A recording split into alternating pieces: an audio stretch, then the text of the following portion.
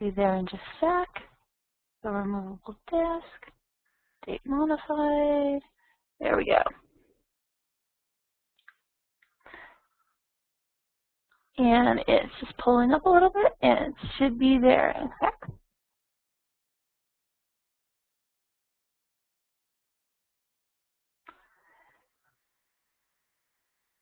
And currently, so what are you seeing? Are you seeing my screen or are you seeing the slideshow?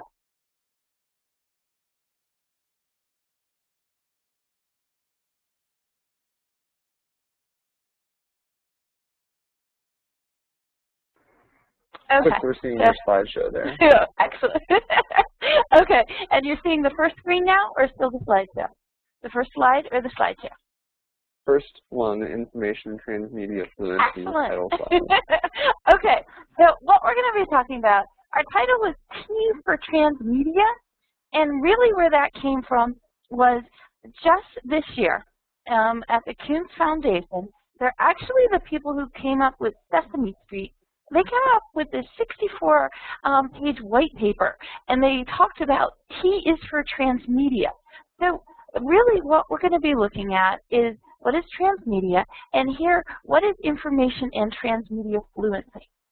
So we're going to show you a couple images.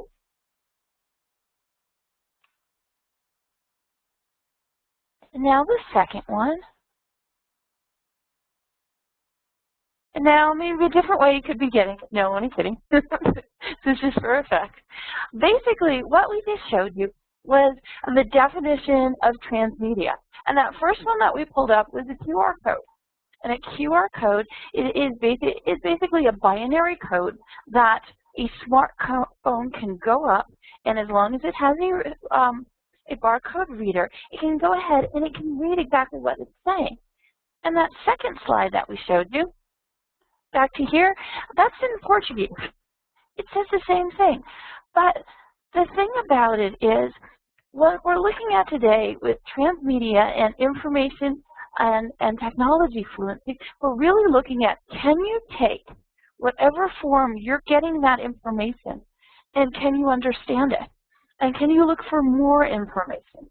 And transmedia really comes into the fact that you might be looking across multiple platforms to do this. Hey, Kay. Yeah. I'm sorry to interrupt. I wasn't seeing those slides move when you were moving them there. Oh, okay. I wanted to make sure that the other folks were seeing that as well. I have to move through the slides manually the way that it's showing me the slideshow right now. For the other folks here, if you're able to, were those slides moving for you when she moved them? If they were, could you hit that green check mark? And if they weren't, you could hit the red X. Okay. Oh, so okay. It looks like you may want to share your screen or share the PowerPoint application. Okay. And that way we'll just see as you move them.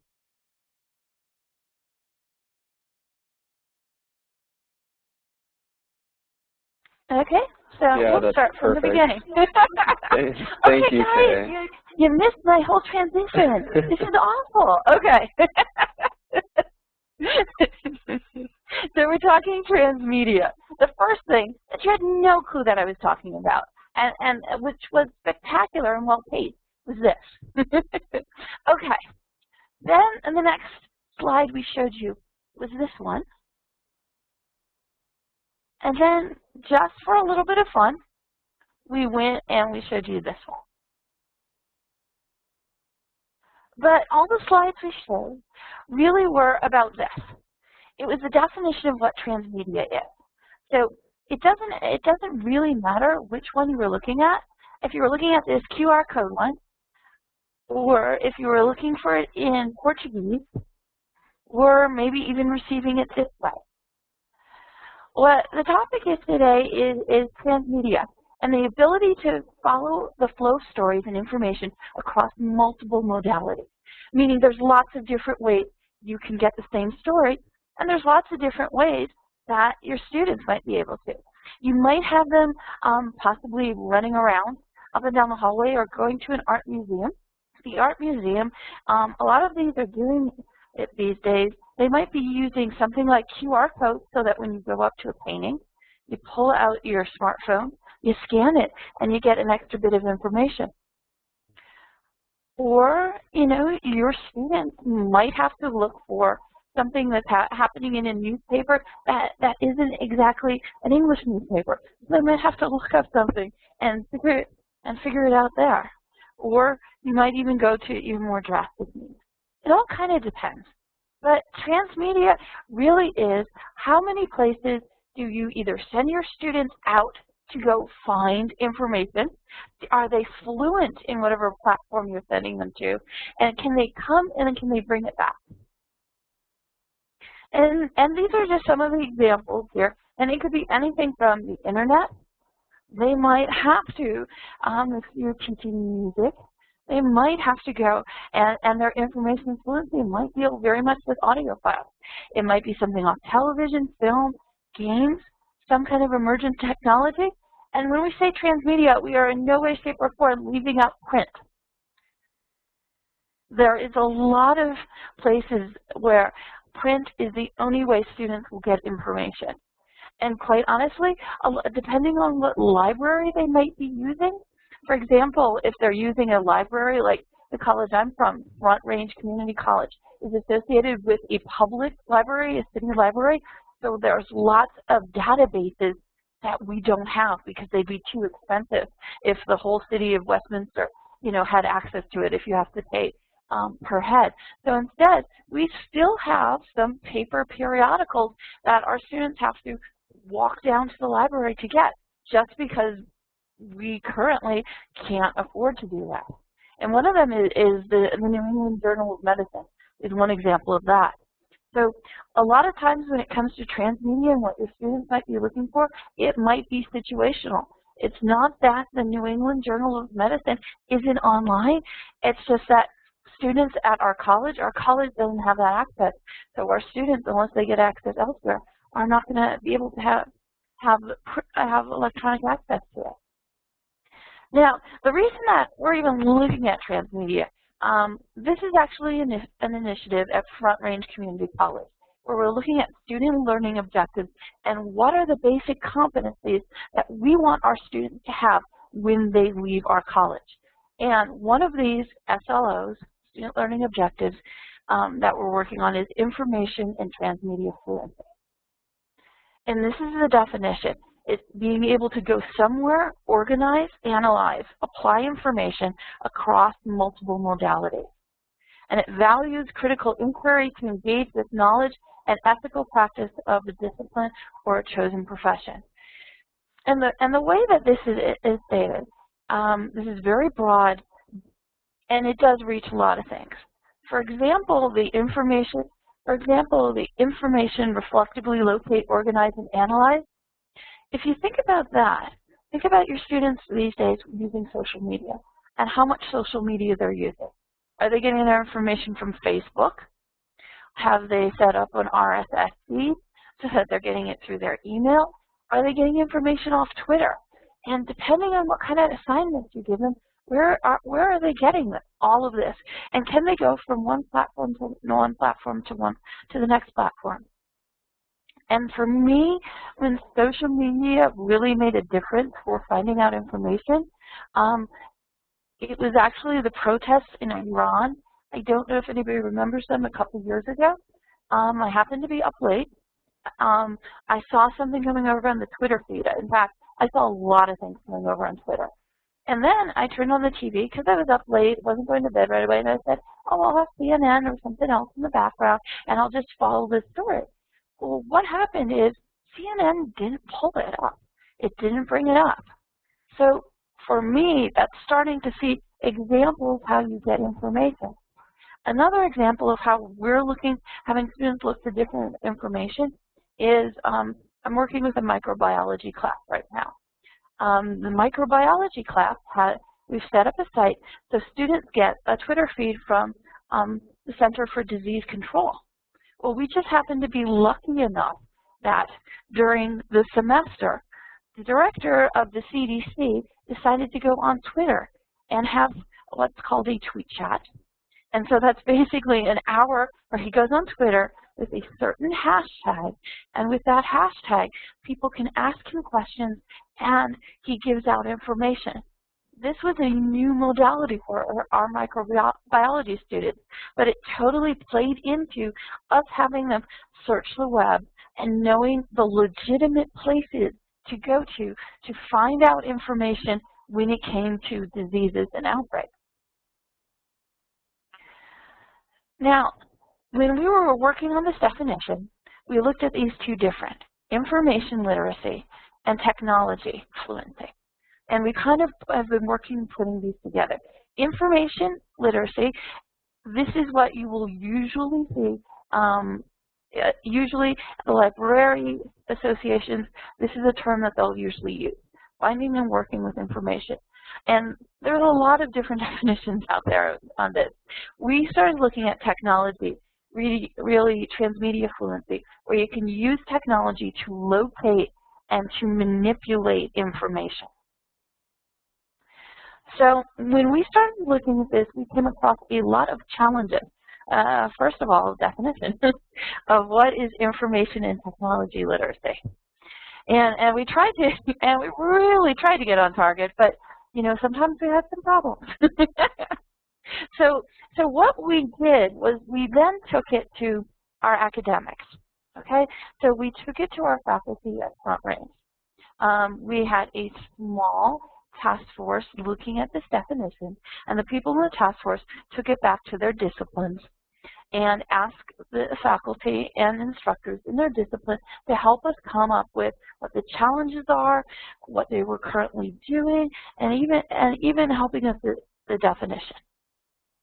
And yes, for a lot of our academics, when it came to information literacy, it kind of was this. It kind of looked like a library, or if not a library physically face-to-face like this, then a version of an electronic library. And here are the responses we got. We received, I lectured on what legitimate sources are, and then double-check the sources. The other is that they assess their students in two ways. One through the presentation of material, and then through the organization of the evidence type and variety of evidence. So when we got these definitions, whether people were going transmedia or just saying, look at the library database, or we even had some instructors say, oh, just go into the library. If you're not touching a book, then you know it's not what I consider an actual source. What we really learned about what was valuable for our faculty is they wanted an iterative process. They wanted iterations. They didn't want students to just go there one time, oh, I found it, hey, got it, the end. They wanted students to look for information. Once they got the information, they wanted students to analyze it. They wanted students to start on it, then go back and check again and make it an iterative process.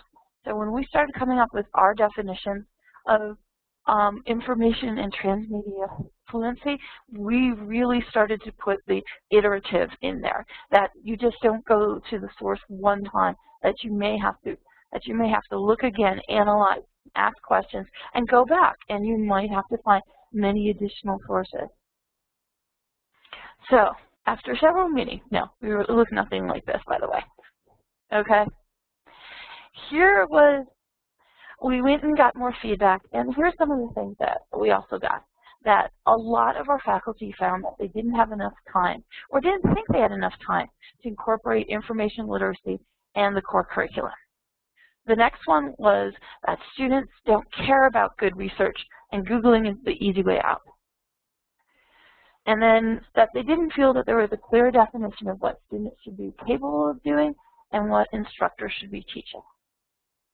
So what we're starting to find is that we are developing instruments so that information and transmedia would just be part of the regular curriculum, that an assessment rubric that can be put in basically whatever assignment needs to be there. And what we did when we started to look at people's assignments is find out that our instructors are assessing information literacy, not so much transmedia fluency, but information literacy.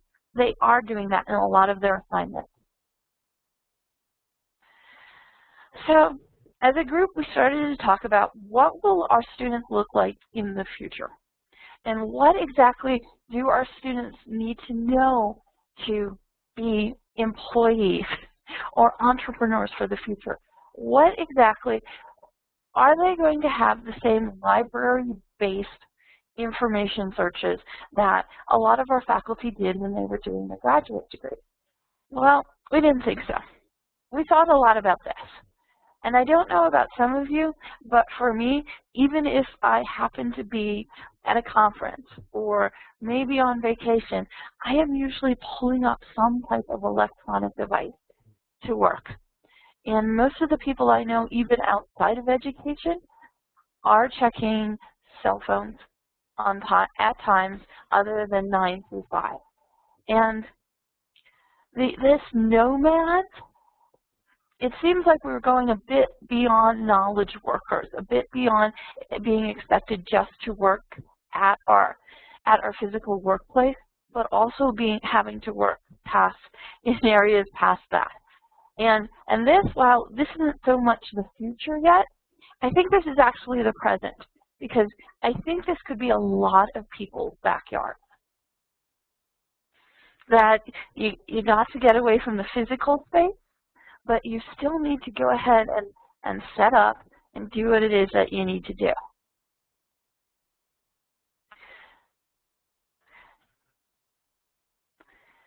And this one has become a big thing for us, the Wikipedia question, because we keep looking at this one. And we've gotten a range of answers from our faculty. Some of them say, okay, it's not horrible. It's okay for them to start there, but they need to have lots of other resources. Then we have a couple faculty who have decided to kind of flip it, and instead of the students going to Wikipedia to search, they have the students actually go into Wikipedia and correct things.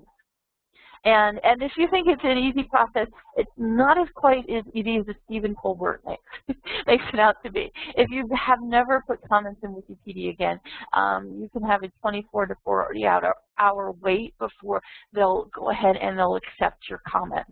So if you're trying to do this assignment on the fly, that won't work so well.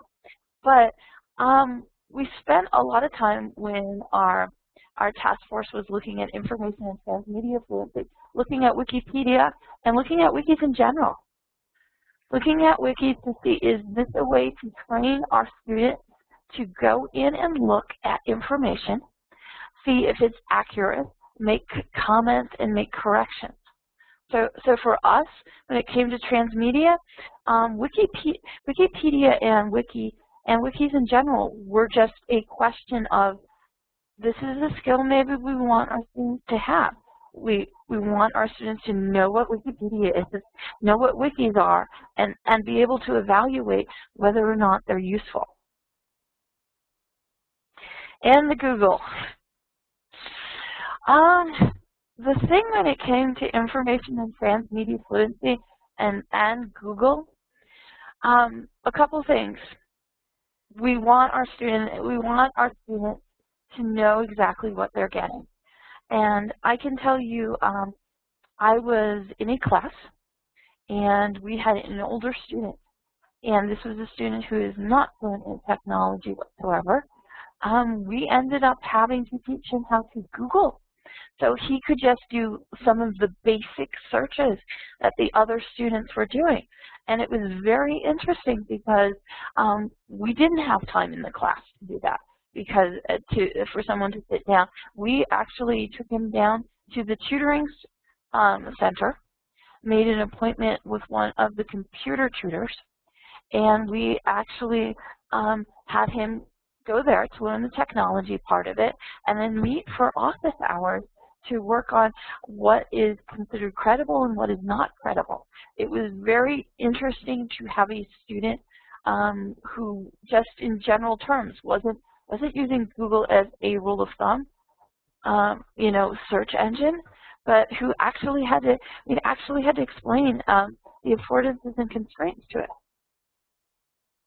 And again, like I said before, Wikipedia means a lot to us because it really is a platform. where students can be not just consumers of information, but can be creators of information. And that, for us, Transmedia, that is part of it. While they can follow stories across multiple modalities, for us it's better if they're also the creators of this story.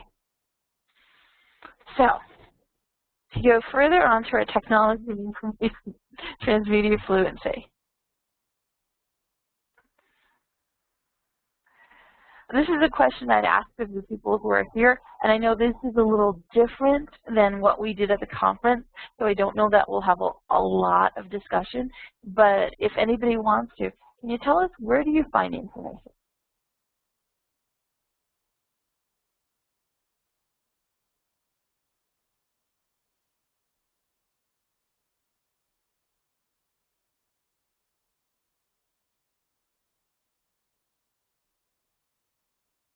And you all can respond in a few ways. If you want, you can put your answers in the chat panel. You can also put them in the Q&A panel. Or if you want us to pass you the microphone, if there's anything that you'd like to speak, we can do that as well. Just click on the hand raise button if you want to use your microphone.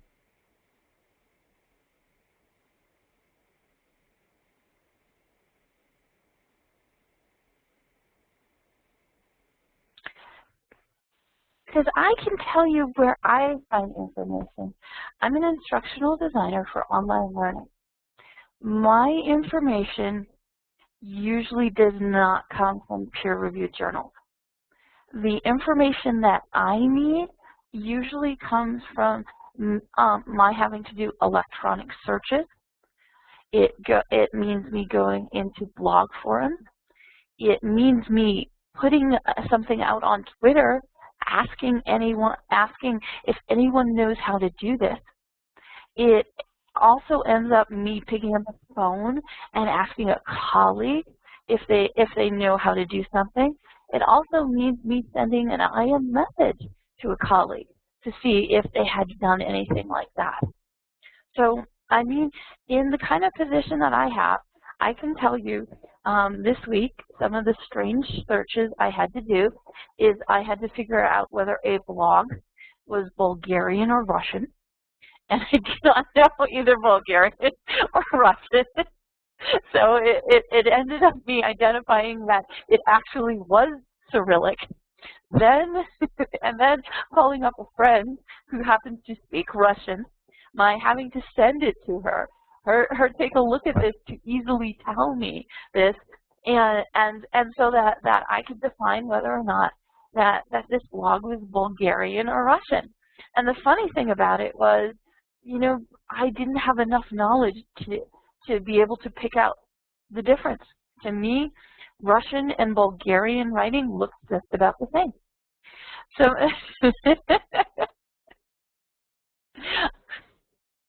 oh, cool, Brian. Infographics. Oh, I can tell. And that's another thing, Brian. Thanks for bringing up infographics, because infographics is very interesting in the sense that people love pictures. Oh, people love pictures. I think more than administrators like data.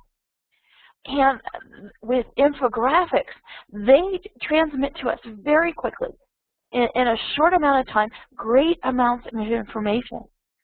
But when it comes to our students, there's lots of, you know, cute little packages out there that you can put numbers into, and they'll come up with an infographic. I mean, us as educators, we really have to start talking to our students about, when it comes to infographics, is, you know, how exactly is it placing this information? Is it being done evenly? And just because something's an infographic, does that mean that information is absolute? You know, who made the infographic? Who vetted it? Does it have good information? And Adam's saying that he uses newspapers and periodicals and that are relevant to geography. Absolutely, and that's the big thing I do want to say is that when we were looking at information and technology literacy, we were like, we are not privileging electronic, we are not privileging print. And Adam, the thing that's really interesting with newspapers these days, especially if you do happen to go to the online one, is, I mean, the New York Times one, you know, the free version, I run out of that really quickly. They usually let you look at things like 5 times for free, and then I had to, it was last week, I had to look up an article that was being reported on an educational technology being used in Western New York, and the Buffalo Sun was covering that, it being used. So I had to go look it up. And you know, I hate to say it, for me and the way I look at information, I'll look at it once and I'll go back and go back and go back. Well, you know, they had me on a check-in timer, so I only would get so many instances.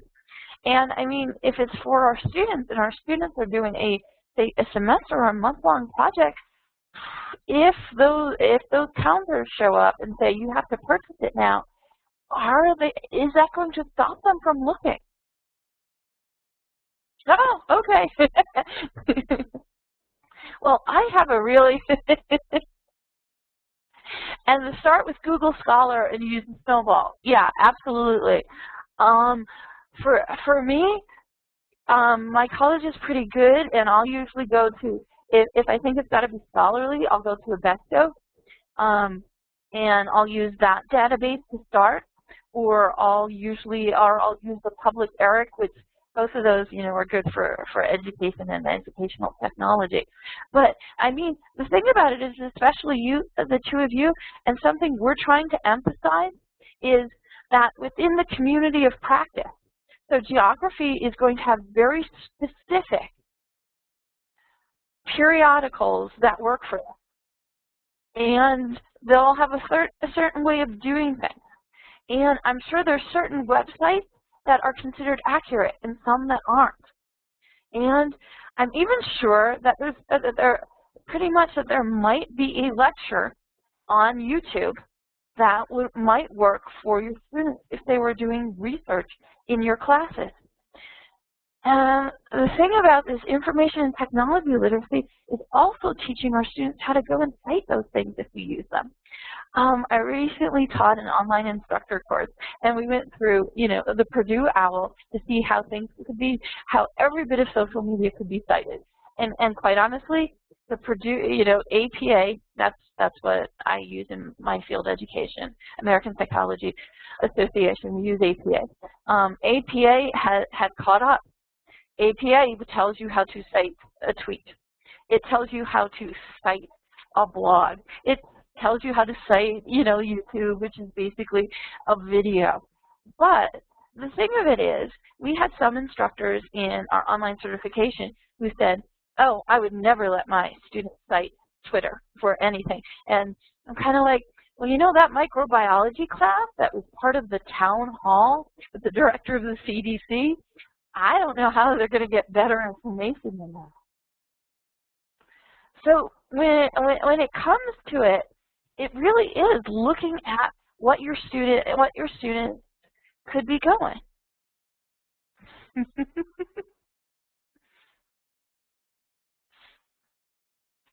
So when it comes to that, and hopefully we can wake Adam up. When it comes to that, think of all the different ways that your students can go ahead and start using information, because you can get information out there like never before. Your students in geography, I am sure there is a geographical organization that you would want your students to follow, whether they're putting out blog posts, or maybe even there's somebody in marketing who's just sending out tweets every so often. It would be absolutely great if, rather than your students just looking at the periodical literature, could actually send a question to someone and then get a response. Things are really opening up like never before. So, Transmedia one, oh yeah, Adam, there is always cognitive overload. I I absolutely I absolutely believe that there can be too much that cognitive overload exists. Okay, I would gradually introduce it to your students. If you wanted to introduce social media to your students, I would start with something that updates quickly. Okay, I would start with something like them following people on Twitter. In an economics class at Front Range, the instructor does have them make a Twitter account and follow CNN. And CNN has an economics Twitter account. And all she does is have them start there. And I would say doing something like that to start. I would say something if you were to give them a paper or a project assignment, just give out, maybe for the first time, just give out a little extra credit. I mean, say, if you can find, say, a YouTube video that addresses this, that you properly cite based on APA, I'll give you a couple extra, extra credit bonus points. I would start out slow like that. And the thing of it is, we really do live in exponential time. So our students, as they're going through this, they're going to be exposed to more and more of this. And I really like extra credit, and my rationale for liking extra credit is because if students want to go for extra credit, that is totally on them. So if they don't have the skill to go for extra credit, I feel that they can go ahead and you can ask them to develop that stuff. So we'll go on to the next one, which was the question that we kind of covered. Basically, where do you find it? And I've told you already, I'm an instructional designer. I work in educational technology. Trust me, I could not get it hired at another place unless I did certain things. One of which is have an electronic portfolio. And for me to be credible as an educational technologist, I would have to have a digital footprint, meaning somebody can see out there that I can do a blog, that I have some kind of presence on Twitter. And for me, LinkedIn and electronic portfolio are absolutely a must. Now, depending on what topic you're doing or what area of content you do, your students might also need something like that. So these are just some of the other things that we're going to throw out.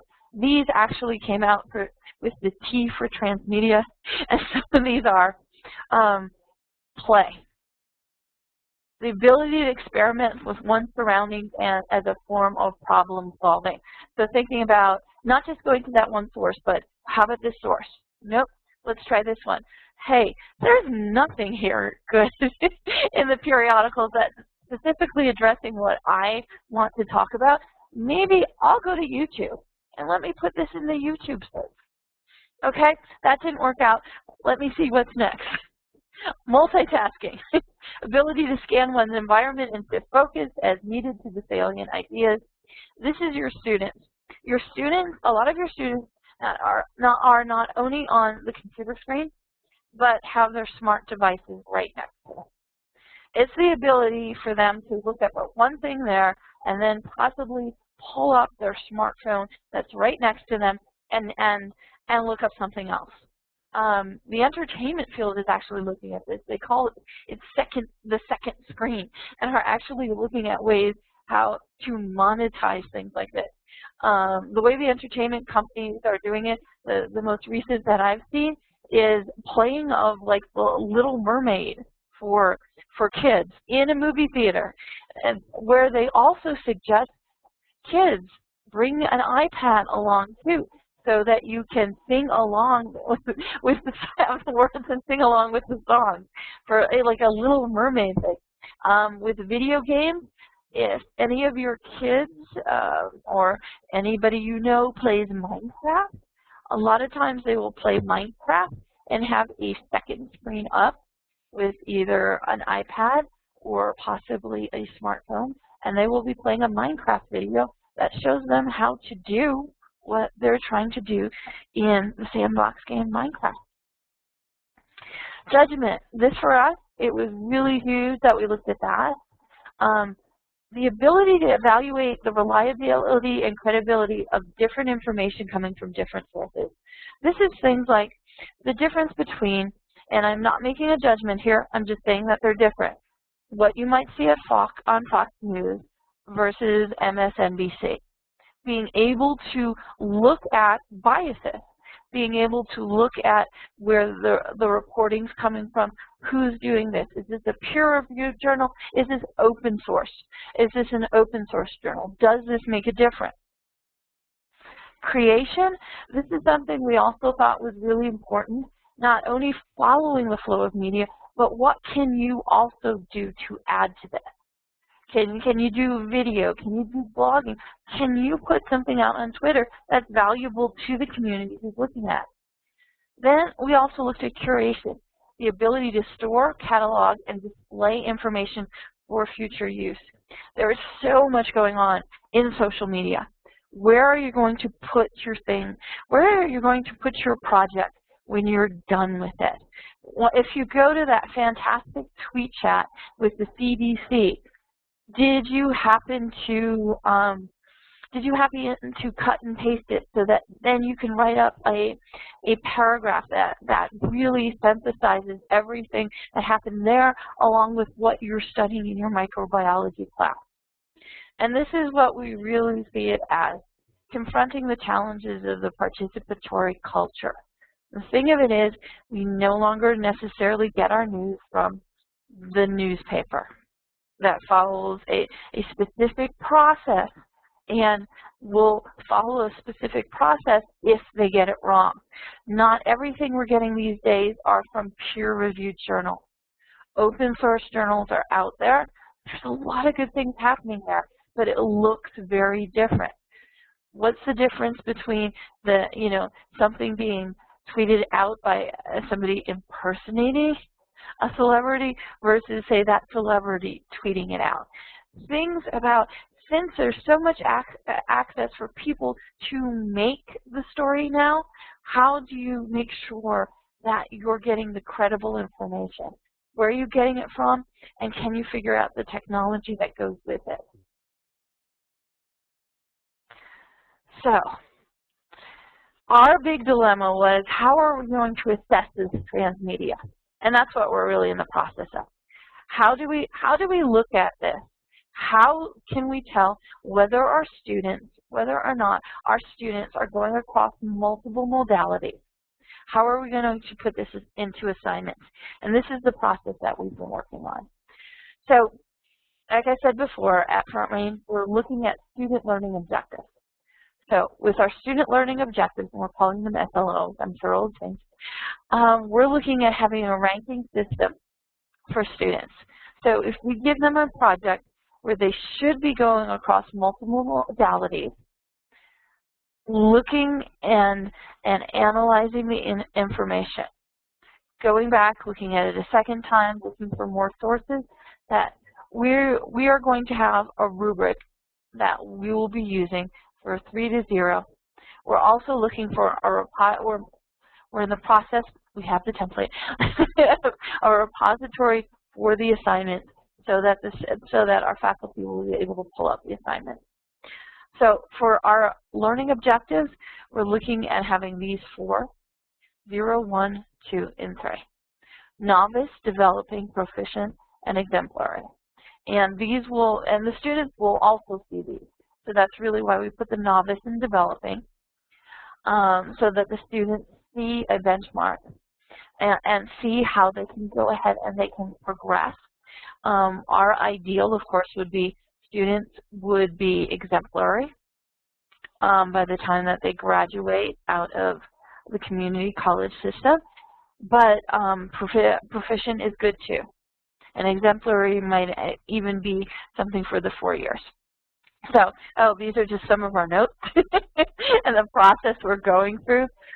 We are looking at just about every other rubric out there that people have done on information, literacy, and technology. And we're trying to find something that fits for our college and for our students that we know our faculty will adopt. And that's why it's faculty driven. some of the other places we could go if we felt like it. And yes, it's something that I think everybody's looking at, is possibly badges. And I'm just pulling some things up. This might even be a teaser for the badge session. But this is out of Purdue, and Purdue has now set it up so that badges can easily be assigned based on what students are doing. And they take it very broadly. If we were to do information and technology literacy, we would look to have a badge that was for all of it, you know, to say that competency had been developed in that, or we could possibly look at the different components of it also. And this is a Purdue Passport.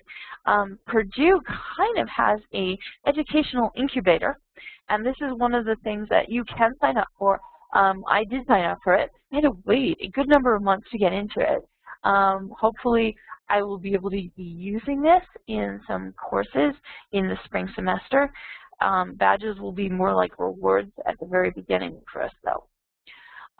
Some other things when we're looking at competencies, this is a place called Stack Overflow for programmers, and it's just got lots of great ideas. And when we have a rubric developed, we could definitely see that some of the different things might be able to develop into these. Some of the great ones, if you see here, like archaeologist, it means you edited 100 posts that were inactive for 6 months. Wouldn't you love an archaeologist in your class? It wouldn't be 6 months, but, you know, went back and posted. A booster shared a link to a question that was visited. Cleanup, first rollback. Commentator left 10 comments. So there's different ways we can think about information in transmedia fluency. In your class, you could think about if you were going to do it through discussions and you wanted your students using different forms of transmedia in discussions, you could look to have a little badge. Or you could call it a little reward for somebody, you know, somebody who, you know, sent out 10 tweets. Or maybe, you know, linked back to 10 tweets, or somebody who put out their first blog. So there's some interesting things that you could do there. This is one that we did with the games move. We actually called this a networked educator badge, where the educator who was taking our professional development games move actually had to show competencies in Twitter. They had to show competencies in Flickr. And Flickr is where you can put up a picture, and you can comment for a group, a number of pictures, which might be a nice transmedia one for you geography guys, and also blogging. Plus, they had to run their own Google Hangout for this networked educator badge. Then this one is a professional one. And this is one of my colleagues, and he's a photographer. In this professional organization, you get a certain amount of expertise and a little bit of badge based on how you help people. And some of that helping is by sending them out of this blog to other sites. And since it's photography, it's much more than just text. To get information, to see pictures, to see videos. So this is kind of wrapping up. Then we'll take questions or any whatever discussion. Yeah, I think Flickr. I like Flickr a lot, and the reason I like Flickr, it is easy for you to make a group of pictures. It is easy. The thing of it is, you can make a group for your students and just be a group for the class, and no one else gets to see it. Your students can go, and what they can make is a slide group that they can't use any of their own slides. They have to use other people's slides to say, maybe show a concept. And the other thing, if you want to send it out to a picture out to anywhere, Flickr makes it easy for you to have a link for the picture. You can send it out on Twitter. You can send it out on Facebook. You can show it up on Pinterest. But for our circumstances, I think it's having that group, and then it also giving a link that your students could then put into D2L. So this is what we ended up doing. We wanted to teach faculty what information and transmedia literacy was. So what we did was we took the reality show The Amazing Race, and we made it instead an information and technology literacy contest. And so Assessapalooza is an actual assessment conference that we had, I think it was October 18th. And what we had faculty do is they came into the room, we gave them our equivalent of a backpack with information, and we sent them on their way. And we had it at the Westminster campus, which is like a quarter of a mile long from side to side, and they had to run around. They had to go visit the library and get a periodical that was paper only, and it was the New England Journal of Medicine question, and they had to find information there. So we had lots of things they could just look up on computers. We had them have to go around and find student services people and get questions answered, just so that it was to show that it was more than just, you know, paper and electronic.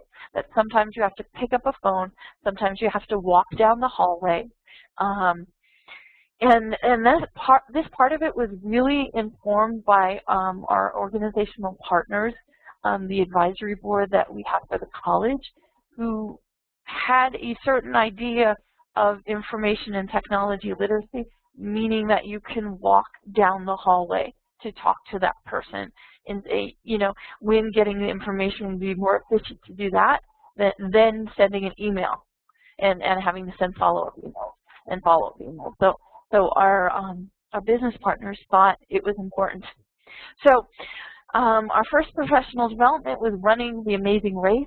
It turned out really good. We had a great discussion afterwards with faculty talking about how we sent them all over the place for information and took them out of their comfort zones, and how that perhaps with our students it might be taking them out of their comfort zone. And we also put it up on our Student Learning Committee WordPress site. And the big thing about it is, or while we're saying transmedia, it's about the story, not the tools. It's the truth. There's cool tools out there everywhere. Technology, you know, tech is great and fascinating and intriguing, but you need the right tools to follow the story. And it's something that we say all the time. It's about the pedagogy and not the technology. The technology assists. The technology might be the way that you learn how to find it, but it really is for the students. It's about getting the story and getting the story right, and for instructors, it's really about the pedagogy and how is this assisting you in teaching? How is this helping your students learn? And just our ending quote. And what I showed you today was based on a presentation that myself and John Heisel did. And these are some of our sources. And that's what I have for the end. So what I have now is questions. Oh, Adam, great. Yeah, I mean, for us, it wasn't immediate for us to use The Amazing Race, but then we started to think about it because we did it using Top Chef. And how do you make an assignment that has has transmedia in it? And we watched the people do it, and it was great. But at the same point in time, when we looked at The Amazing Race, we wanted a bit more. How can I say this? We wanted a bit more barrier in it. We wanted the faculty to have to walk down to the library, look for it, find it, and stuff like that, just to get a feeling of getting them out of their comfort zone. Yeah, so we really like The Amazing Race. Actually, we have more than photos from that. We actually did a Google Hangout. We did a broadcast, a live stream of it. John grabbed his cell phone and followed the instructors around. It's really raw and it looks really ugly, and at some point we will go back and edit it. But we followed the faculty around and live streamed and asked them questions as they were doing it. So we'll use that at someday. Someday we will. So basically, basically, to go ahead and wrap this up, does anybody have any questions, thoughts, comments, anything like that? Okay, and just as a reminder, again, you can use your hand raise button if you do want us to pass you the microphone, or if you're okay just typing things into the chat or the Q&A panel as you've been doing, you can do that as well.